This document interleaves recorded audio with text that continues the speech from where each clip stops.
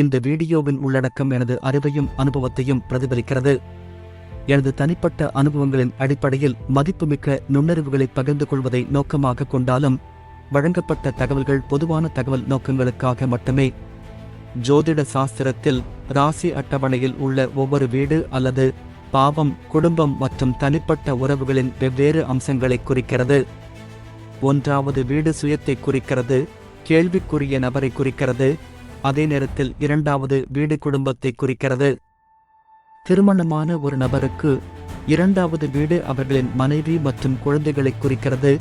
மேலும் திருமணமாகாத நபருக்கு இது அவர்களின் பெற்றோர் மற்றும் உடன்பிறப்புகளை குறிக்கிறது. இது தாயின் மூத்த சகோதரருக்கும் தாய் மாமா தொடர்புடையது. 3வது வீடு இளைய சகோதரர்கள் மற்றும் மாமனாருடன் இணைக்கப்பட்டுள்ளது. மேலும் 4ஆம் வீடு தாயை குறிக்கிறது.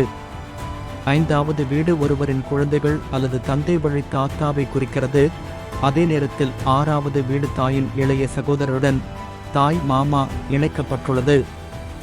7வது வீடு வாழ்க்கை துணையை கணவன் அல்லது மனைவி குறிக்கிறது. மேலும் 8வது வீடு மனைவியின் குடும்பத்துடன் தொடர்புடையது. 9வது வீடு தந்தையை குறிக்கிறது. 10வது வீடு மாமியாருடன் தொடர்புடையது. 11வது வீடு மூத்த சகோதரர்கள் மற்றும் தந்தையின் தம்பி, தந்தை வழி மாமா ஆகியோருடன் இணைக்கப்பட்டுள்ளது. கடைசியாக 12வது வீடு தந்தை வழி பாட்டி மற்றும் தாய் வழி தாத்தாவை குறிக்கிறது. ஒவ்வொரு வீடும் ஜோதிட நிலைகளின் அடிப்படையில் குறிப்பிட்ட குடும்ப உறவுகளை பற்றிய தனித்துவமான பார்வையை வழங்கும்.